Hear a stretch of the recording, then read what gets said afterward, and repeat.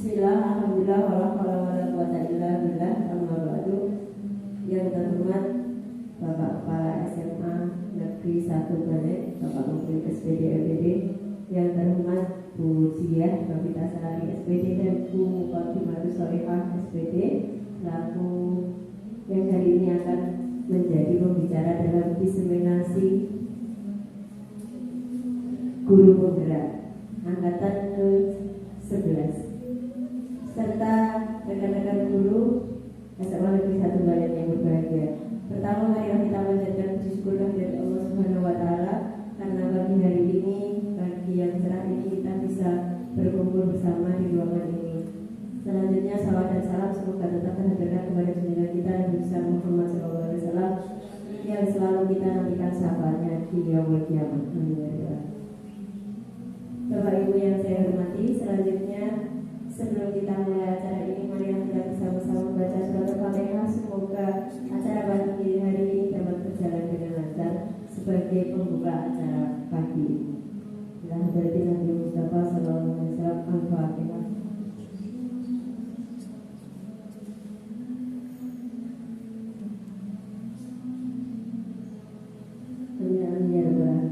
Selanjutnya sambutan dari Bapak Mukrim selaku Kepala SMA Negeri 1 Balai Bojonegoro. Kepada beliau kami persilakan.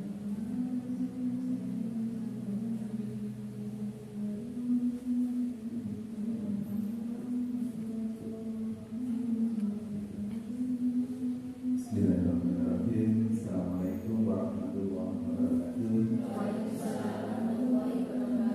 Bismillahirrahmanirrahim. La haula wala quwwata illa billah. Rabbi shrah li sadri wa yassir li amri wahlul 'uqdatam min lisani yafqahu qawli. Amma ba'du. Yang saya hormati Bapak Ibu guru SMA Negeri 1 Balen, wabil khusus Bu Diah dan Bu Khot selaku CPD Angkatan ke-9.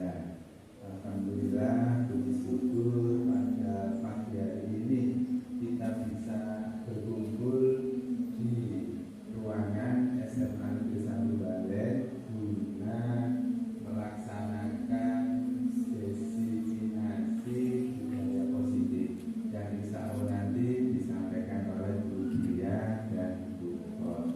Shalawat serta salam semoga tetap terlimpahkan kepada Nabi Muhammad SAW. Bapak Ibu yang saya hormati, budaya itu adalah hasil ciptaan rasa dan rasa manusia. Budaya itu sangat-sangat luas karena itu ada cipta. Dengan pikirannya manusia menciptakan sesuatu. Banyak sekali ciptaan yang ada di dunia ini. Dengan rasanya manusia merasakan sesuatu sehingga muncullah keindahan. Sehingga pada Bapak Ibu melihat bunga kadang-kadang itu indah menurut Pak Ustaz, tapi belum tentu indah menurut Bu Sari, karena rasa antar manusia berbeda. Yang terakhir adalah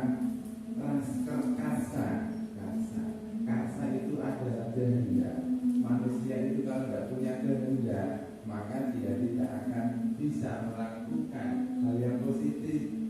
Kita tahu yang namanya memungut sampah itu adalah perbuatan baik, karena dalam agama Islam jika kita melihat ada duri di jalan, kita harus membuangnya. Itu adalah hal terkecil untuk kita bersedekah. Tapi kalau kita tidak punya kehendak, tidak punya karsa untuk melaksanakannya, maka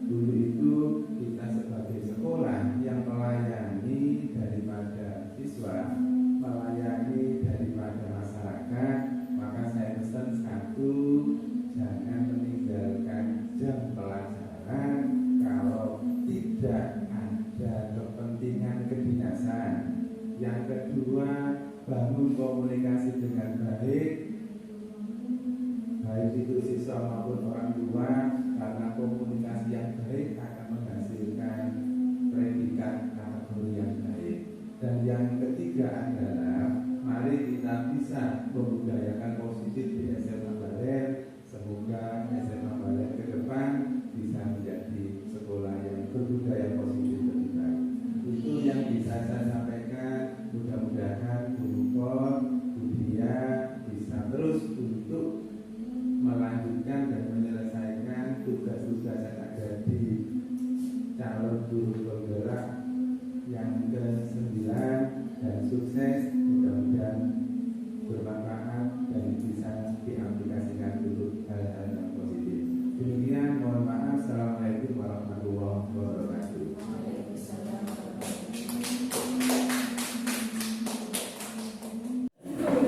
Assalamualaikum warahmatullahi wabarakatuh. Terima kasih kepada Bapak Ibu semuanya sudah hadir di ruangan ini dengan sukarela untuk menghadiri diseminasi pembahasan materi 1.4. Tema kita sebenarnya sama, budaya positif 1.4. Jadi Bapak Ibu yang mau daftar guru penggerak, poin terberat di pendidikan guru penggerak adalah modul 1. Modul 1 itu ada 1.1, 1.2, 1.3, 1.4. Itu teramat sangat berat sekali. Sekarang saya dan Bu Mukot sudah masuk modul 2.1, itu sedikit lebih leye-leye. Ya. Nggak berat sebenarnya. Kayak bahagia gitu loh. Materinya itu adalah budaya positif. Di dalam budaya positif itu yang pertama yang harus kita pahami adalah disiplin. Disiplin itu tadi apa sudah disampaikan. Yang kedua adalah keyakinan kelas. Keyakinan kelas itu nanti ujungnya kita akan mengacu pada peraturan sekolah. Lalu di dalam keyakinan kelas atau peraturan sekolah itu pasti ada nilai-nilai kebajikan yang sudah disampaikan oleh Bu Mukor. Yang belum disampaikan tadi adalah 5 kebutuhan dasar. Jadi kalau kita ada bapak ibu guru atau siswa yang melanggar keyakinan kelas, bisa jadi mereka itu kekurangan dalam 5 kebutuhan dasarnya. Kebutuhan disayangi, kebutuhan rasa nyaman,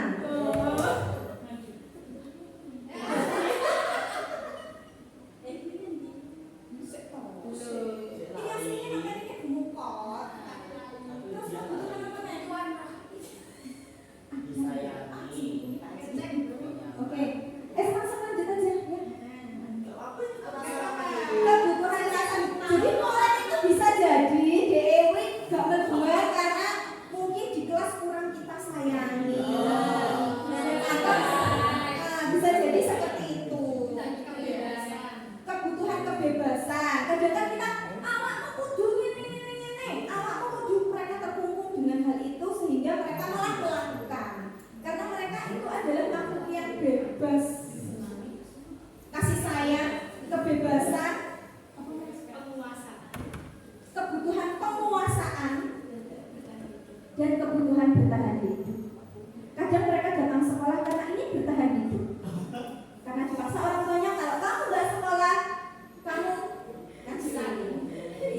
Bisa jadi seperti itu. Kadang kita bekerja pun untuk bertahan hidup. Selanjutnya, pertanyaan pertama. Jadi materi yang saya sampaikan itu adalah penghargaan, hukuman, motivasi, dan penerapan segitiga restitusi. Sebelum melangkah ke sana, saya ingin bertanya kepada Bapak Ibu guru semuanya. Kita memimpikan murid-murid yang seperti apa? Manut, murid yang bahagia, murid yang ganteng, masuk, murid yang ganteng, murid yang teka-teka pinter. Itu murid-murid yang kita impikan. Tapi kalau misalkan itu dikaitkan dengan materi kita sebelumnya, maka kita akan memimpikan murid-murid yang tanpa kita takut-takuti, tanpa kita dengan apa yang seharusnya. Seperti itu. Lanjut. Disiplin positif dan motivasi. Tadi sudah disinggung sedikit oleh Mukot bahwasanya motivasi itu ada 3. Yang pertama, motivasi ingin melakukan sesuatu karena ingin dipuji. Aku tak mau tepat waktu Pak Mungkin, ya Allah Budia guru saya pinter. Itu adalah motivasi, salah satu motivasi untuk kita bisa datang tepat waktu, untuk kita mengerjakan tugas, gitu ya. Oh, aku tak garap RPPA Mek dipuji Mbak Bu Siwi, ya Allah Budia dari semua guru Budia top senggara. Itu salah satu motivasi untuk melakukan sesuatu. Yang kedua tadi sudah disinggung Bu Mukot, motivasi yang kedua adalah agar tidak diberikan hukuman. Dan yang ketiga motivasi karena kesadaran kita sendiri.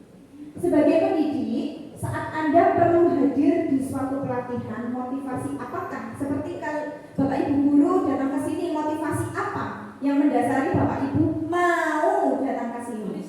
Seperti itu. Apakah Bapak Ibu hadir di sini tidak ingin ditegur oleh Pak Menteri? Ataukah Bapak Ibu datang ke sini ingin dipuji oleh Bapak Ibu guru yang lain? Ataukah datang ke sini karena Bapak Ibu merasa perlu datang ke sini untuk belajar sesuatu hal yang baru? Kalau memang Bapak Ibu datang ke sini karena ingin belajar sesuatu hal yang baru dari kami, alhamdulillah. Lanjut Bu Mukot. Ini pertanyaannya seperti Bu Mukot. Ayo kita berpikir. Pemberian hukuman dengan hal positif, pemberian hukuman dengan hal yang positif, apakah itu bisa mendisiplinkan siswa? Ada yang bisa menjelaskan atau ada yang bisa memberi pendapat? Misalkan tidak mengerjakan tugas, kita memberi hukumannya dengan hal positif. Kamu tambahan tugasnya ini, itu kan hal positif buat kita karena dia tambahan belajar kan gitu ya. Hal hukuman dengan hal yang positif, kira-kira itu bisa mendisiplinkan siswa atau tidak? Ayo Pak Iksan. Hukumannya itu bersifat positif, bukan kayak lari-lari di lapangan. Positif. Kalau menurut saya pemberian hukuman dengan hal positif apakah dapat mendisiplinkan anak? Selama mereka melakukan pelanggaran kemudian saya hukum, meskipun hukumannya itu kadang menurut saya positif karena kok saya jadi tambah tugasnya jadi lebih banyak, itu kan menurutnya anak, jadi mereka malah menganggapnya itu ya negatif menurut dia gitu. Jadi kalau menurut saya yang namanya hukuman meskipun hal positif, kalau itu enggak itu ya tetap tidak dapat mendisiplinkan anak. Beda lagi kalau dari kesadaran dirinya sendiri. Misalnya mereka melakukan kesalahan, oh ternyata saya salah. Dan itu kalau dia sudah merenungi, sudah mendapatkan hidayah, ya kalau dia sudah menyesali, oh ternyata pelaku saya dan saya harus berubah menjadi lebih baik. Beda lagi dari situ. Mereka tidak akan mengulangi lagi. Tapi kalau cuma diberikan hukuman besok, soalnya sudah diberikan hukuman berikutnya mengulangi lagi gitu. Beda lagi kalau dengan kesadaran dari dirinya sendiri. Hukuman yang positif itu bisa membuat siswa disiplin atau tidak? Kira-kira anak-anak kalau diberikan hukuman yang positif, mereka bisa disiplin atau tidak? Ya? Farida?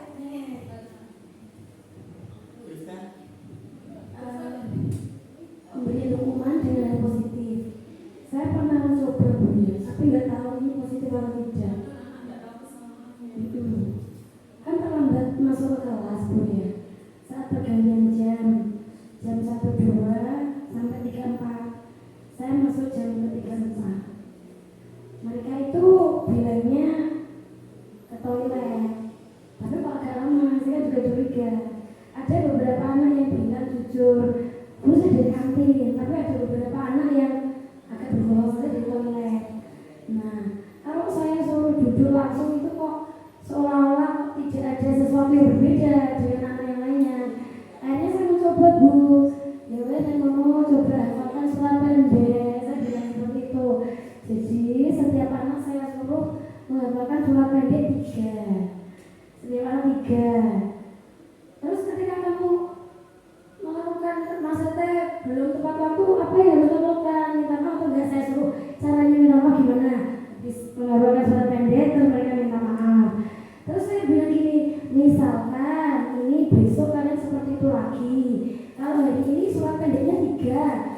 tambah 6 loh, saya bilang seperti itu. Nah ini saya sudah ujian, saya nggak tahu ini hukuman yang positif atau tidak. Tapi ketika saya mencoba mempraktekkan, kalau nggak salah di kelas 10 atau 15 ya, Deni itu 10 atau 15 ya. Alhamdulillah, Deni Widias hari berikutnya, Rabu berikutnya mereka tidak terlambat lagi. Entah mereka itu takutnya bakalan 6 surat pendek itu atau bagaimana, saya nggak paham. Mungkin seperti itu. Terima kasih. Saya memberikan hukuman kepada si Risma sama Amin. Dia itu pernah pergantian jam. Saya itu jam 3. Nah, dua anak itu terlambat, ada kalau setengah jam. Nah itu malah ke kantin kan gitu, terlambat di saya setengah jam ke kantin, bawa bakso, beli baksonya ditaruh itu loh, ditaruh kamar mandi. Dia masuk tapi tanpa membawa apa-apa, tapi ada Said yang bilang, Bu ada bakso di kamar mandi, mungkin itu baksonya teman-teman yang lain. Enggak Bu, baksonya anak sini. Akhirnya dua anak itu ngaku, saya tanya, kamu beli apa? Beli bakso tadi. Nah akhirnya baksonya saya suruh bawa ke kelas dan saya suruh untuk memakan semua anak yang ada di kelas. Dan dua anak itu bilang ke saya, Bu saya sudah kapok, Bu saya tahu kesalahan saya, kalau saya terlambat saya tidak akan mengulangi lagi. Itu hal positif atau bagaimana saya juga kurang paham. Tapi setelah itu gimana? Sudah tidak pernah terlambat. Oke, berarti ada kalanya hukuman yang positif itu bisa mendisiplinkan. Untuk ceritanya Bu Farida dan Bu Eka, dan untuk ceritanya Pak Isan ternyata tidak bisa mendisiplinkan. Kalau menurut guru penggerak, menurut materi kita, hukuman itu sangat tidak efektif, baik itu hukuman yang positif dan negatif, itu sangat tidak efektif untuk mendisiplinkan siswa. Mungkin siswa itu bisa disiplin, tapi dalam jangka waktu yang pendek. Artinya untuk 1-2 kali setelah diberikan hukuman itu, mungkin mereka akan masih bisa berintrospeksi diri. Tapi untuk jangka yang panjang itu sangat tidak efektif sekali. Untuk pertanyaan yang kedua, pemberian penghargaan. Kalau tadi hukuman, sekarang kita berbicara tentang penghargaan. Penghargaan itu bisa dalam bentuk pujian atau hal yang lain. Apakah akan meningkatkan motivasi belajar siswa? Bapak Ibu, ada yang mau bersuara? Ayo Bapak Ibu, ada yang mau memberikan pendapat apakah penghargaan bisa memotivasi belajar siswa?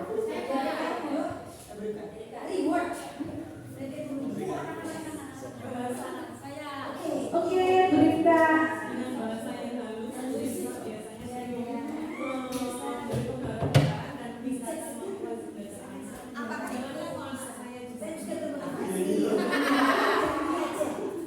Untuk pemberian penghargaan yang dapat meningkatkan motivasi belajar anak, itu biasanya sejauh ini berarti sedikit sekali. Saya katakan ya dalam bentuk mungkin kata-kata.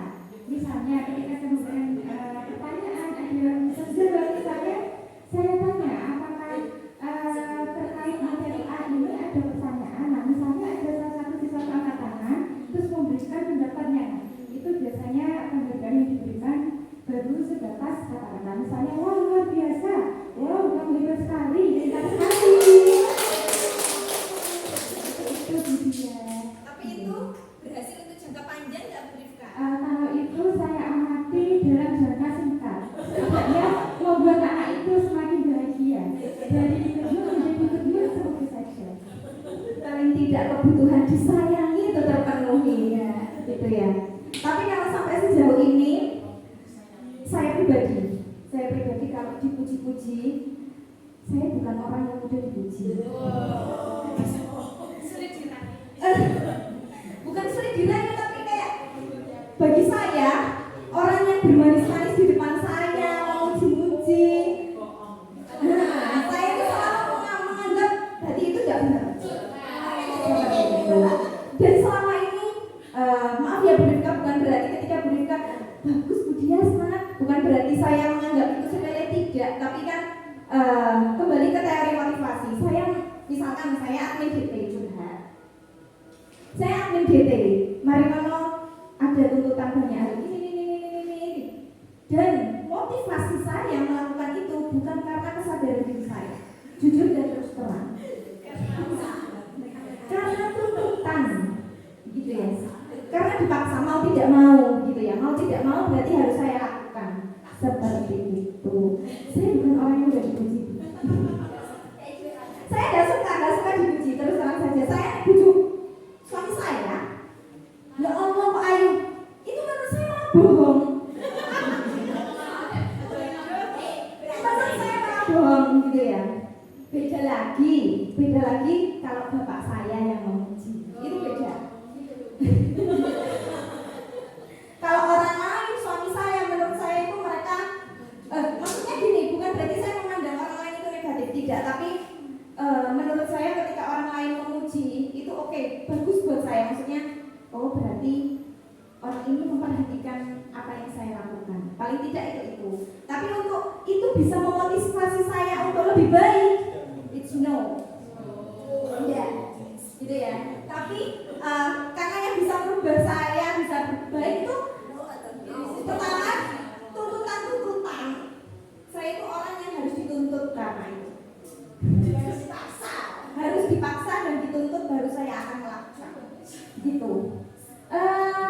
Selanjutnya, saat kita berulang kali menjanjikan hadiah kepada anak-anak agar berperilaku bertanggung jawab, atau apakah seorang murid agar mempelajari sesuatu yang baru, atau kepada seorang karyawan agar melakukan pekerjaan yang berkualitas, kita sedang berasumsi mereka tidak dapat melakukannya atau mereka tidak akan memilih melakukannya.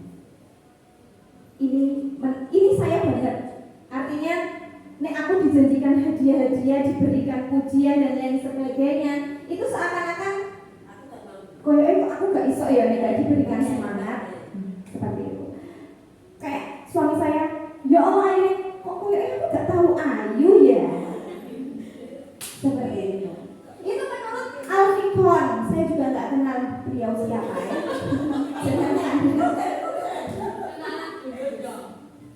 Hukuman, konsekuensi, dan restitusi. Jadi gini Bapak Ibu, materi kita hari ini itu sebenarnya kenapa kok Bapak Ibu itu datang ke sini dengan sukarela ingin belajar, karena yang pertama yang kita pahami pertama itu adalah keyakinan kelas. Bapak selama jadi guru penggerak saya itu belajar, oh jadi selama ini kan saya nggak ngajar. Hayalnya Bu Siti itu memberikan saya jam ngajar, ya kan? Akhirnya saya itu dari guru penggerak ini belajarnya apa pertama? Oh ternyata ketika kita pertama kali masuk kelas, ini juga saya pelajari dari mama. Oh ternyata ketika kita pertama kali masuk kelas, yang harus kita yakinkan dan yang harus kita diskusikan bersama-sama adalah mengenai keyakinan kelas kita selama setahun kita berada di kelas ini, berinteraksi dalam proses belajar mengajar. Itu yang harus kita diskusikan di dalam kelas. Keyakinan kelas itu dalam bentuk apa? Jadi kemarin ketika loka karya kedua di SMT, saya itu belajar membuat keyakinan kelas. Contoh, ada beberapa keyakinan kelas yang dulu mama maksudnya Bu Eka sering sharing pada saya. Itu contoh, siswa masuk tepat waktu. Itu kalimatnya positif apa negatif? Positif, contohnya seperti itu. Kalau keyakinan kelas itu, HP siswa dimasukkan di dalam tas. Itu kalimatnya positif. Jadi keyakinan kelas itu bentuk kalimatnya adalah positif. Artinya bahasa tersiratnya kita tidak mengizinkan siswa untuk bermain HP. Dan jadi ketika pertama ngajar yang harus kita lakukan adalah membentuk keyakinan kelas bahwasanya kalian dan saya terikat dengan keyakinan ini. Jadi ketika kita mengajar, terus ada satu hal yang melenceng dari keyakinan yang selama ini kita sepakati, maka kita tidak perlu ini dan lain sebagainya. Kita cuma tinggal keyakinan kelas kita apa yang kita diskusikan dulu, seperti itu. Dan keyakinan kelas itu ujungnya seperti yang saya katakan, hukuman dan penghargaan itu tidak efektif bisa merubah sikap seseorang. Tapi yang efektif itu apa? Konsekuensi. Jadi ketika kita membuat keyakinan kelas, Bapak Ibu harus disertakan dengan konsekuensinya. Harus datang tepat waktu. Konsekuensinya apa? Kalau nggak tepat waktu, apakah? Dan konsekuensi ini, meskipun itu dalam bentuk hal negatif, itu tidak bisa dinamakan hukuman, tapi itu adalah pertanggungjawaban. Bukan hukuman, tapi jadi ketika memberikan keyakinan ke siswa, kita juga harus beritahu ini bukan berarti Budian menghukummu, tapi ini adalah konsekuensi yang harus kita sepakati bersama-sama. Jadi itu harus kita sepakati satu kelas. Jadi ritmenya seperti itu. Pertama, kita harus membuat keyakinan kelas yang materinya sudah disampaikan di muka. Kedua, kita harus paham bahwa penghargaan dan hukuman itu tidak efektif dan tidak diperbolehkan untuk dipergunakan kepada siswa, tapi yang penting adalah konsekuensi. Jadi keyakinan dan konsekuensi. Hukuman bersifat tidak terencana atau tiba-tiba. Kadang kan gini, lu kok gak sandal kan gitu ya. Mungkin ini kayak hukuman itu sih apa sih nyeplos kepikirannya Mas Yuli. Kadang kan seperti itu ya. Kadang seperti itu. Tidak terencana, tiba-tiba anak atau murid tidak tahu apa yang akan terjadi dan apa yang dilibatkan. Mereka tidak tahu, kayak sebuah kejutan.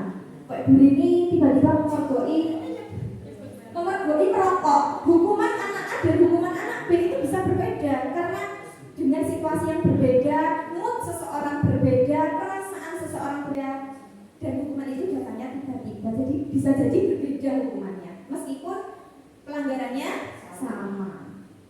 Konsekuensi sudah terencana, seperti yang saya katakan tadi, kalau membuat keyakinan kelas harus disertakan dengan konsekuensinya secara mendetail. Saya juga belajar dari Ibu Eka. Oh berarti nek HP-nya dihukum, bukan dihukum. Konsekuensinya adalah HP disita. Berapa lama? Itu juga kita diskusikan bersama-sama. Oh kalau di kelas tidak memakai sepatu, apa konsekuensinya? Dan itu harus detail dalam bentuk perilaku yang nampak, gitu ya. Terus yang terakhir adalah restitusi. Ini adalah mungkin Bapak Ibu dulu untuk angkatan guru penggerak ke-5 atau ke-7 mungkin sudah pernah mendengar segitiga restitusi.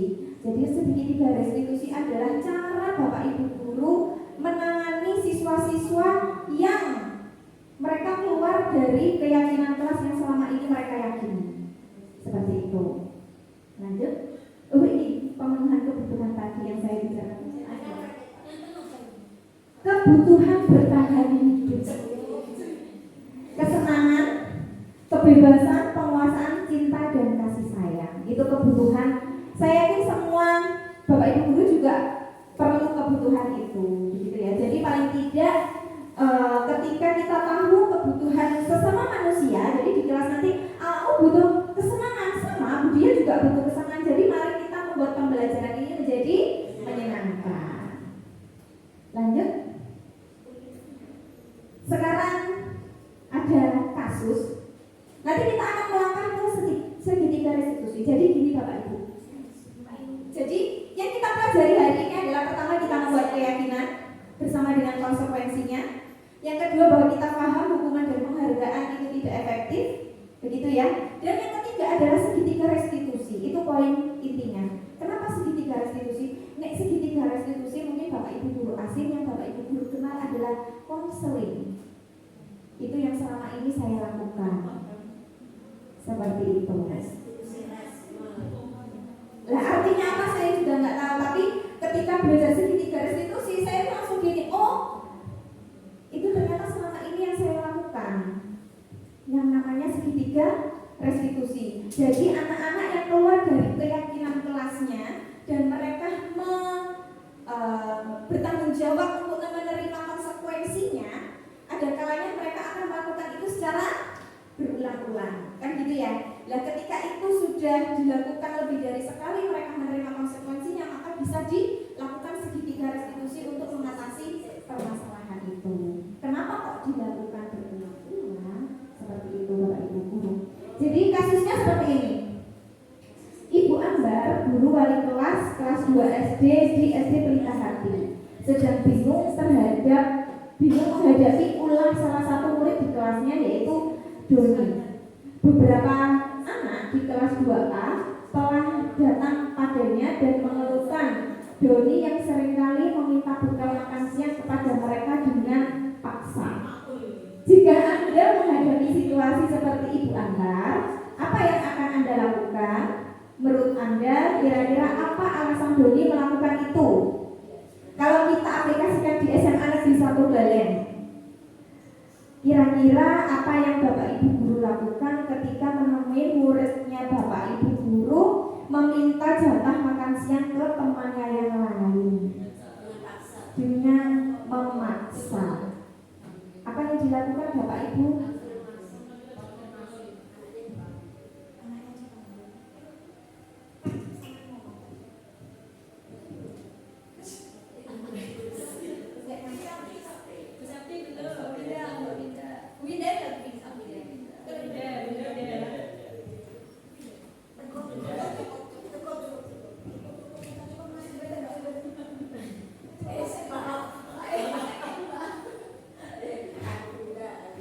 Kalau menurut saya dengan kasus seperti ini, anak yang suka meminta bekal teman, mungkin dia tidak membawa bekal atau orang tuanya kurang perhatikan kemudian membawa bekal sehingga dia mencari perhatian atau bagaimana sehingga meminta bekal temannya itu tadi.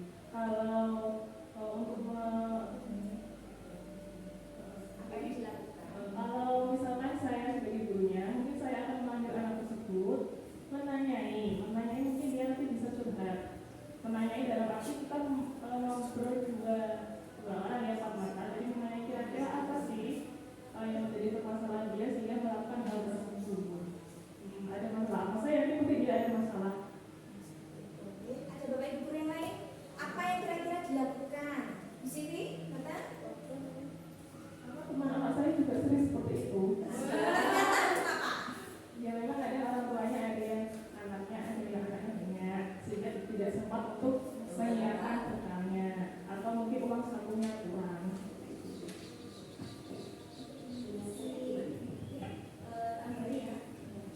Jadi seperti kata Bu Mila, kalau saya sebagai gurunya misalkan menemui anak-anak seperti itu, ya ada anak seperti itu kita panggil. Terus kita juga menanyakan alasan-alasannya apa. Dan mungkin dari kita ngobrol sama anaknya, kita juga sama anaknya juga bersama-sama mencari solusi supaya anak itu bagaimana tidak melakukannya. Dengan alasan-alasan yang diutarakan anak itu, mungkin kita juga memberikan alternatif solusi supaya anak itu tidak mengulangi perbuatannya seperti itu. Jadi mencari solusi bersama-sama.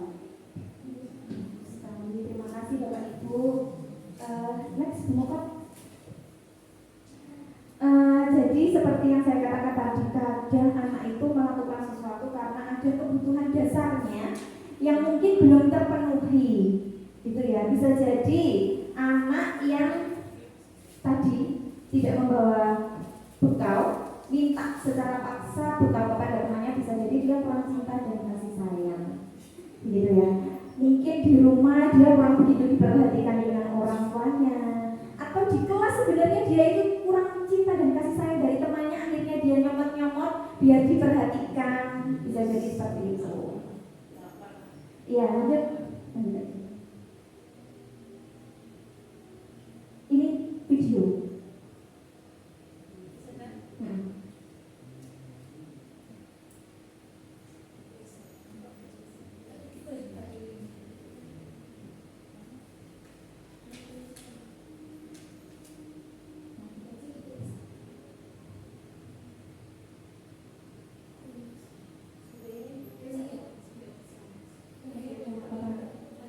Ya, lanjut aja. Setelah kita tahu bahwasannya kalau siswa itu sudah keluar dari keyakinan kelasnya, mereka mampu menerima dan bertanggung jawab pada konsekuensinya. Jika itu terjadi berulang kali, maka kita melakukan segitiga restitusi. Dan ketika kita melakukan segitiga restitusi, kita berada pada 5 posisi kontrol. Ada 5 posisi kontrol yang mungkin saja Bapak Ibu Guru saat menangani siswa itu berada di posisi tersebut. Posisi pertama adalah posisi penghukum. Posisi kedua adalah posisi membuat merasa bersalah. Yang ketiga, posisinya sebagai teman. Yang keempat, pemantau. Dan yang kelima, manajer. Kita bisa lihat gambar ini, Bapak Ibu. Ada salah satu siswa terlambat masuk ke dalam kelas. Bapak gurunya menunjuk ya, artinya dia itu sudah berinteraksi gitu saja. Kita tidak memandang Bapak yang positif apa negatif gitu ya. Apa yang Bapak Ibu guru katakan itu kan berarti ketika dia masuk ke dalam kelas, dia kan melanggar keyakinan kelas yang selama ini disepakati.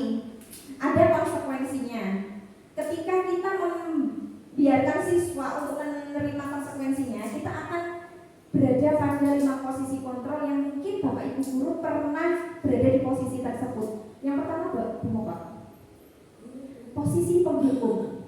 Bisa jadi meskipun kita sudah membuat konsekuensinya apa, bisa jadi mood pada saat itu kita itu sudah dongkol sehingga wes aku mau gak usah melok pelajaranku seterusnya. Posisi penghukum. Ada Bapak Ibu guru yang seperti itu? Gak pakai kerudung. Apa? Kita kan ngapain? Bisa jadi itu namanya posisi penghukum. Artinya apa? Ketika menemukan siswa yang melakukan kesalahan, dia langsung memberikan bentuk hukuman, di mana hukuman itu bisa datang secara tiba-tiba. Yang kedua, guru pembuat rasa bersalah. Ada kalanya kalau saya sendiri juga gitu. Maksudnya sering ya. Sering ketika kita melakukan konseling, kita akan berusaha untuk merendahkan diri kita agar mereka itu mereka kasihan. Oh iya sakno Bu dia selama ini balik-balik sampai nang omaku. Aku koyo salah deh nang Bu dia. Sampai murid berpikir seperti itu. Kata-kata apa yang biasanya kita sampaikan? Berulang kali kamu terlambat. Kenapa kamu senang sekali mengecewakan dia? Contohnya seperti itu. Saya benar-benar kecewa sama kamu. Itu kan salah satu kata-kata yang membuat siswa itu merasa bersalah.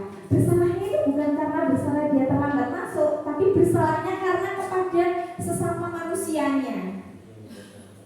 Jadi dia tidak menyadari kalau dia salahnya itu karena terlambat, tapi salahnya aku salah deh, gara itu dia kecewa. Itu posisi kita membuat merasa bersalah. Selanjutnya Bapak guru teman. Posisi sebagai teman. Kata-kata yang biasanya terucap adalah kamu terlambat lagi. Ayolah, kamu kan kemarin sudah janji pada Pak Guru tidak terlambat lagi. Masa sekarang terlambat? Ada yang seperti itu Bapak Ibu. Kadang-kadang kita begitu ya. Itu berarti kita memposisikan diri kita sebagai temannya. Kadang-kadang kocoknya kan seperti itu ya. Temannya kan kadang seperti itu. Aku jadinya suka terlambat nih. Kok terlambat nih? Kan gitu ya. Itu berarti kita memposisikan diri kita sebagai teman. Yang selanjutnya, pemantau. Kalau pemantau berarti kita itu seperti intel, benar-benar tahu secara detail terlambatnya pirang menit, pirang detik, ya kan? Terlambatnya aku mau nyelonong lewat pintu yang mana, lewat alur yang mana, muter kantin kan, muter parkiran. Itu kita sebagai pemantau, kita tahu betul detail siswa kita terlambat karena apa. Gitu. Yang selanjutnya guru sebagai manajer. Manajer itu apa sih manajer itu? Bapak Ibu, pengolah. Jadi kalau dalam segitiga restitusi harusnya posisi kontrol yang sangat idealnya adalah kita sebagai manajer. Kalau kita sebagai penghukum, sebagai teman, sebagai pembuat merasa bersalah, itu posisi yang dalam jangka pendek mungkin bisa siswa itu menerima, tapi tidak dalam jangka waktu yang lama. Seperti itu. Kalau Kalau dalam segitiga restitusi, jadi Bapak Ibu selama ini juga saya belajar. Oh, kalau kita menangani kasus, pertama tidak ada justifikasi. Cuma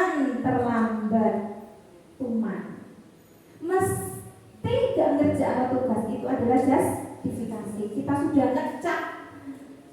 Wis kat awal arek kita kok wis dicap nek bocah iki pasti terlambat. Itu sebenarnya tidak boleh Bapak Ibu. Terus yang kedua, kalau kita melakukan begini, jadi ini kita sambil belajar. Artinya apa? Kemarin ada Bapak Ibu guru yang berkeluh kesah kepada saya bahwasanya menjadi Bu, ternyata nek jadi wali kelas itu harus multi talenta ya, harus bisa jadi guru BK, harus bisa jadi tim kedisiplinan, harus bisa menjadi apapun itu yang dibutuhkan oleh siswa. Dan ketika belajar dari guru penggerak, ternyata pekerjaan guru itu adalah pekerjaan multi talenta. Kembali lagi, jadi mohon maaf Bapak Ibu guru, kembali lagi kalau kita berkiblat pada peraturan sekolah kita, kalau kita dalami itu, maka guru BK pertama itu adalah wali kelasnya. Kalau kembali kita ingat-ingat dulu ketika kita berapat ria di ruang guru, kita telah menyepakati bahwasanya ketika poinnya masih di bawah 50, maka itu masih ranahnya guru wali. Artinya Bapak Ibu guru wali juga harus mampu menjadi guru BK. Dan itu sudah saya terapkan sejak pertama kali saya menjadi guru BK. Jadi dulu ketika saya di SMK PGRI yang muridnya 2000, padahal idealnya satu guru BK itu adalah 150 siswa. Artinya itu kemampuan manusia untuk menjadi manajer 150 siswa itu sudah dipikirkan oleh pemerintah, gitu ya.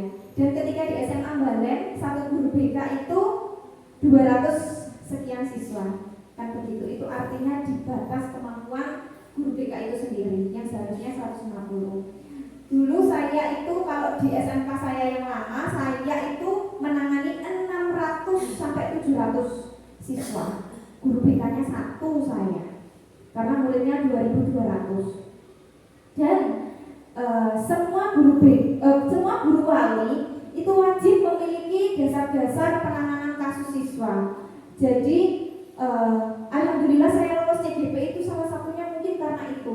Saya menggerakkan 20 orang, mengajari 20 orang untuk mereka mampu menangani siswa-siswanya di tahap-tahap awal. Artinya karena kan yang berinteraksi langsung dengan siswa kan jenengan semua. Jadi saya dulu itu punya grup guru wali, saya masuk ke grup seluruh siswa. Artinya saya bisa mantau anak-anak, guyonane piye. Kalau di sini grup WA saya mau anteng, saya juga seperti itu. Ternyata mereka punya grup WA sendiri yang tanpa ada gurunya.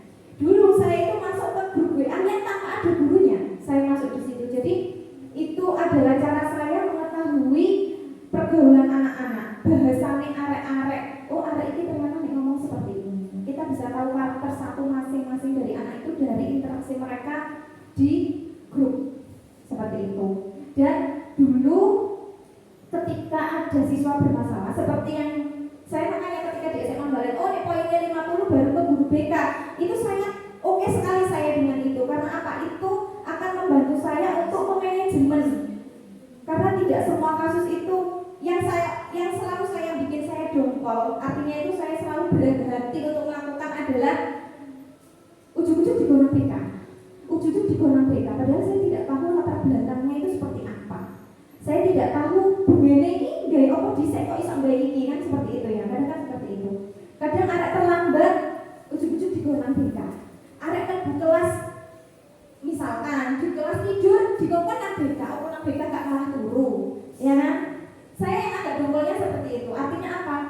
Kalau di sekolah saya yang lama, guru BK pertama itu adalah yang pertama.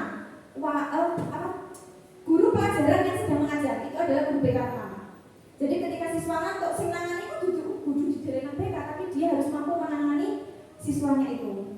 Itu yang pertama. Yang kedua, guru BK pertama untuk permasalahan anak didiknya itu adalah wali kelas. Jadi yang menangani pertama itu adalah wali kelas. Jadi kalau saya guru BK di sana dulu itu yang membuat surat panggilan itu ya wali kelas. Wali kelas cuma konfirmasi ke saya, Bu, anak ini sudah terlambat 3 kali.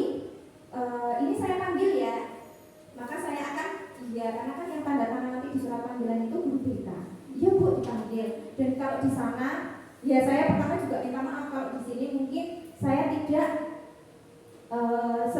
minggu atau setiap hari menjapri atau merekap absensi secara keseluruhan kepada Bapak Ibu guru wali. Tapi karena menurut saya Bapak Ibu guru wali itu kan siswanya cuma sedikit atau 32, alangkah baiknya kalau Bapak Ibu guru wali itu mampu istilahnya mengontrol siswanya dengan cara perizinan yang masuk kepada beliau-beliau. Kan izinnya masuk kepada beliau-beliau semua. Jadi kontrolnya dari situ. Jadi tidak perlu, kadang kan anak-anak juga saya yakin kok kalau anak-anak jenengan semua pasti gini, Bu Eka dino iki atau Bu Vida dino iki sih gak masuk area iki.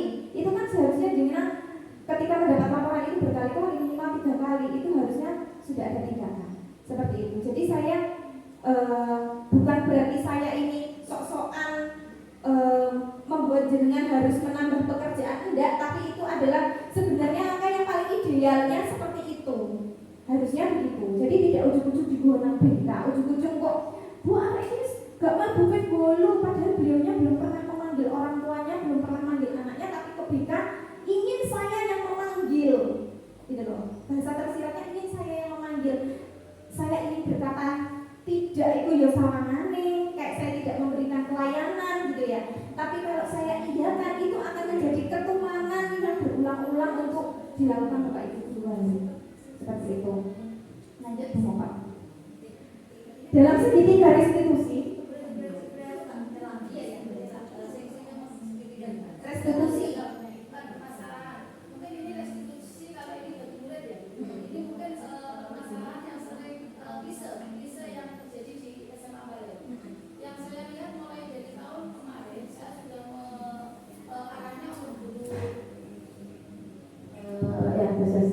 untuk masalah anak-anak, terutama masalah kedisiplinan, ini sudah dari tahun kemarin, mulai dari poin itu saya meminta Pak Sobri untuk segera berbicara dengan tim kedisiplinannya, itu pasti dengan berbicara dengan BK.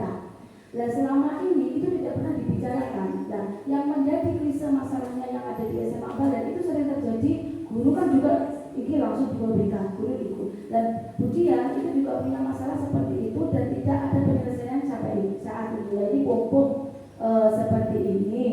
Ini supaya mungkin wali kelas itu tahunya bahwa kalau ada masalah langsung BK. Nah selama ini tidak pernah dikomunikasikan. Alangkah baiknya nanti Budian mungkin bisa karena Budian termasuk di dalam inti ya kedisiplinan itu kan juga termasuk ranah BK kan. Itu mungkin bisa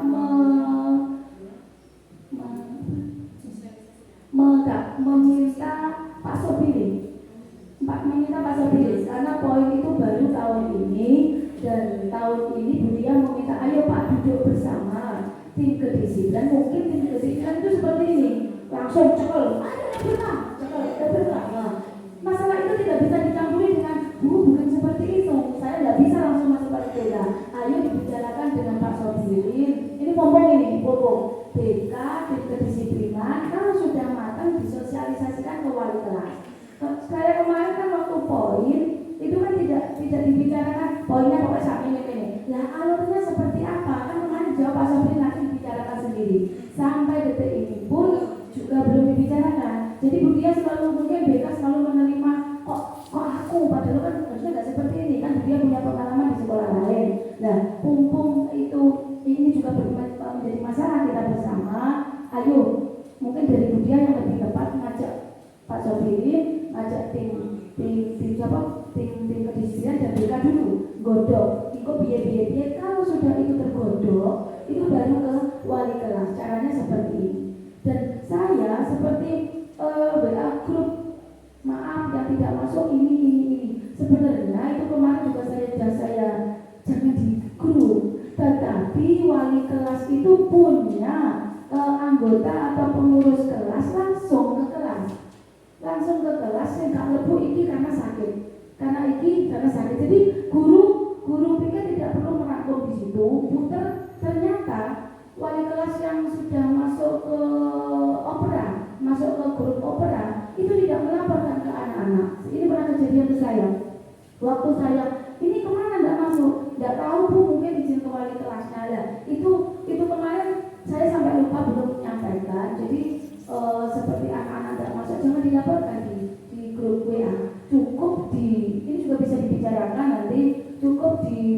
ke pengurus kelas dan semua guru akan tahu. Oh, Willy misalkan siapa ada masuk langsung itu. Jadi grup itu efektif. Piket pun putar kan, tidak harus di situ. Nah kata wali kelas memang ini nggak masuk kan, seperti pengabsen bisa bertanggung jawab karena kata wali kelas. Jadi wali kelas tidak usah itu juga perlu nanti juga bisa saya masuki biar wali kelas tidak usah berdinomi bikin ini. Dan saya pun kalau ada laporan saya nggak pernah baca kok, mengikuti laporan nggak pernah baca kok. Saya mesti tanya ke siapa sih nggak lebu seperti itu. Iya, itu mungkin masukan Bu Dia nanti dibicarakan dan kita juga mungkin seperti sekolahnya Bu Dia. Dan satu lagi untuk BK sama seperti guru bahwa guru itu untuk ASN ya minimal memang 24 jam. Untuk BK itu aturannya minimal 150. Tetapi maksimalnya guru itu adalah 40 jam dan untuk BK itu 250. Jadi Budia belum maksimal ya. Jadi masih oke, belum kalau itu masuk ke dapur di Budia masih diakui jamnya. Terima kasih, mungkin bisa dibicarakan lanjuti. Boleh lah. Terima kasih Bu Dia, saya setuju dengan Bu Sili tadi perlu adanya duduk bersama. Karena gini, seolah-olah itu wali kelas tidak mau menangani muridnya, seolah-olah gitu. Saya itu 2 tahun ini menangani anak-anak yang spesial, mulai dari yang IPS 2 dan sekarang 3B juga ada yang program berbut. Kejadiannya bukannya saya tidak mau menangani, tapi sudah ada tim kedisiplinan yang menangkap bahasa mereka dan langsung membawanya ke BK. Dan itu langsung gini, sama wali kasih, dan itu teriak-teriak. Saya padahal sudah di belakangnya. Bu Nani itu sudah senyum-senyum dengan saya kode. Saya gitu. Bukannya saya tidak mau menangani anak itu dan bukan 100% kesalahan wali kelas ya Bapak Ibu. Kita kan menangani, kita membina anak-anak kan juga jamnya terbatas. Walaupun kita tidak punya jam di kelas, kadang-kadang kita tile-tile gitu kan ya. Seyogianya ini saya setuju menguatkan saja ada yang namanya duduk bareng antara beberapa pihak mulai dari kedisiplinan, BK atau mungkin wali kelas juga diajak duduk bareng. Bagaimana cara-cara kita menangani anak-anak yang seperti itu. Jadi kesalahan anak itu tidak 100% dibebankan kepada wali kelas, karena pasti yang diteriaki adalah wali kelas. Saya mengalaminya sendiri, sama wali kasih, dan itu diulang 3 kali padahal saya sudah di belakangnya. Nah seperti itu. Iya. Jadi, nah itu kan juga selain membuat saya sebagai wali kelas kurang nyaman, juga di mata anak-anak itu sepertinya saya tidak mengopeni, saya tidak ngurusi anak tersebut sebagai anak didik saya di kelas. Nah, seperti itu.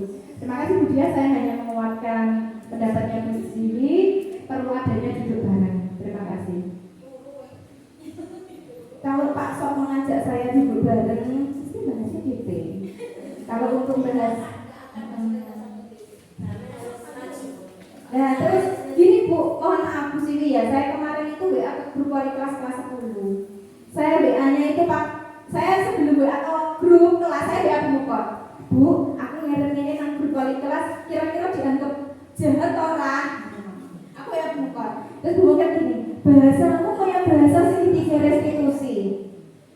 Jadi saya WA-nya adalah gini. Ngapunten ya Bu Sili ya. Jadi baca baik.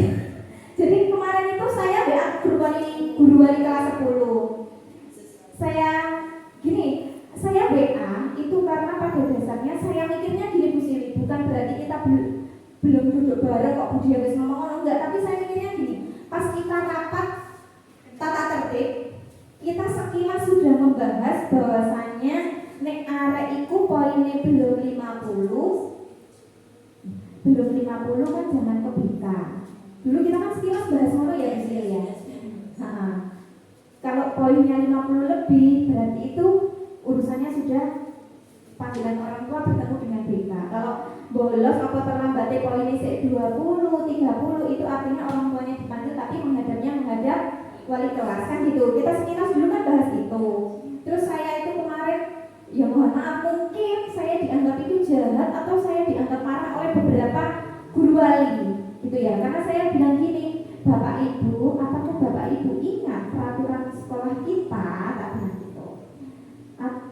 Apakah masih ingat kalau poinnya 50 itu yang menangani harus guru wali dulu? Saya tanya gitu. Karena kenapa kok saya tanya gitu? Saya itu kaget. Mungkin bukan kaget yang itu enggak, tapi saya itu sudah mengingatkan. Maksudnya mengingatkan hanya dalam bentuk lisan. Jenenge wong nek ketemu nang dalan terus eling, oh iki baru ini kan panggilan ya, gitu aja loh Bu. Tapi kok ternyata dalam ya mungkin saya bahasanya agak sedikit rodok belak-belakan ngomongkan gitu. Contoh kemarin saya itu sampai mau fotokopi absensi bulan Agustus, September, Oktober saya fotokopi sejumlah seluruh guru wali kelas 10 agar mereka bisa memahaminya dalam bentuk sekilas saja kita itu sudah bisa nampak kok. Agustus, September, Oktober jajaran. Ket sing ese kok telu sampai ese iki ono 5 sampai bulan Oktober ono sing ese iki sampai awal kan. Artinya apa? Kita dengan mudah sekali bisa memberikan izin kepada anak-anak. Padahal saya sendiri dengan mata kepala saya sendiri banyak sekali anak-anak yang kasusnya saya tangani ternyata mereka izin pakai nomor orang tuanya tapi mereka sendiri mengetik atau mereka meminta temannya mengantarkan surat ke pos satpam itu banyak. Ya, jadi dengan dari situ saja itu saya seperti ini. Oh, Bapak Ibu guru ternyata tidak mencermati begitu mendalam mengenai perizinannya anak-anak. Anak-anak cuma ngomong, Bu saya sakit atau anak saya sakit. Saya itu dulu malah Bu ya mohon maaf, bukan berarti saya keren, tapi saya dulu tuh di SMK. Saya itu dulu gini, nek awakmu saya iso budal sekolah gak opname karena sakit budal. Saya bilang seperti itu. Dan alhamdulillah dengan cara seperti itu, jadi kalau sakit wajib surat dokter atau puskesmas. Yang kedua izin wajib orang tuanya telepon. Saya tidak pernah menerima perizinan melalui chat WA. Dulu itu selalu saya terapkan seperti itu. Artinya nek Bapak Ibu guru wali orang izin melalui WA langsung tak tulis, ya Pak ya saya tidak menerima. Saya langsung bilang seperti itu. Tapi kan sekarang Bapak Ibu guru wali kalau ada perizinan kan sistemnya tidak konfirmasi ke BK ya Bu ya, maksudnya langsung anaknya sakit langsung dikirim ke guru. Kalau saya dulu gini, anaknya sakit langsung suratnya misalnya surat dokter di foto Bu anak ini izin sakit itu dimasukkan ke grup guru wali. Jadi saya tahu oh beneran ada surat dokternya. Atau kalau izin di screenshotnya harus telepon Bu orang tua dari ini sudah telepon. Saya karena di screenshotkan chatnya langsung saya balas mohon maaf saya alfa. Langsung saya bilang seperti itu. Jadi kenapa saya bilang seperti ini Bapak Ibu? Kemarin itu saya tak jejer-jejer, jadi absensi tak jejer. Agustus, September, Oktober. Pertama itu buka paling sing S dalam 1 hari itu kok siji atau dalam 1 bulan itu bisa dihitung. Enggak sampai 5 anak yang izin dalam 1 bulan sakit. Tapi semakin kesini bulan Oktober jenenge sakit dan izin rekan. Apakah benar-benar sakit? Bahkan kemarin saya manggil itu Ainul Debbie. Sakitnya banyak ya Bu Eka. Saya panggil sakit itu juga pertanyaan. Sakit temenan atau sakit-sakitan? Terus kemarin juga siapa Bu? Rofi itu juga sakitnya banyak. Bu saya panggil, maksudnya saya juga konfirmasi ke Bu Finda. Bu tolong anaknya dipanggil karena sakitnya sudah banyak. Seperti itu. Dan Bapak Ibu guru wali semuanya, kalau misalkan Bapak Ibu guru wali semuanya, misalkan ini kan kami juga, saya guru BK biasa konseling dengan siswa dan saya juga belajar mengenai segitiga restitusi kan gitu. Kalau dalam bahasa segitiga restitusi Bu, karena Bapak Ibu ini sudah punya keyakinan di kelasnya, punya konsekuensinya, itu adalah alat yang dijadikan kita melakukan segitiga restitusi. Seperti masih ingat konsekuensinya apa? Jadi kalau kita kembali karena kurikulumnya merdeka, kita akan memberikan kebebasan untuk siswa memilih pertanggungjawaban dan solusi yang bisa mereka lakukan.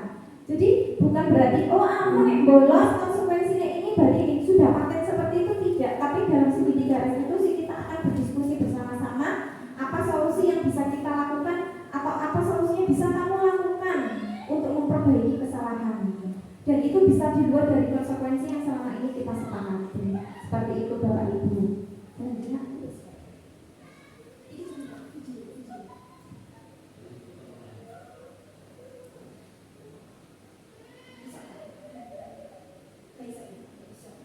Ya tidak apa-apa. Jadi dalam segitiga restitusi itu langkahnya Bapak Ibu.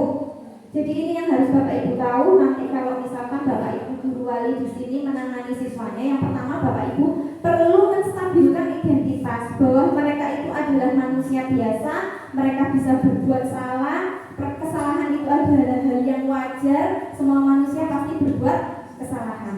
Identitas mereka adalah manusia yang tidak luput dari dosa. Seperti itu ya. Jadi yang pertama yang harus kita lakukan dalam menangani siswa dalam segitiga restitusi adalah menstabilkan dulu identitasnya. Jangan ada justifikasi bahwasanya mereka adalah manusia, mereka wajar membuat kesalahan. Seperti itu. Itu perlu kita stabilkan. Yang kedua adalah memfasilitasi kesalahannya. Kamu masih ingat peraturannya apa? Apa yang sudah kamu langgar?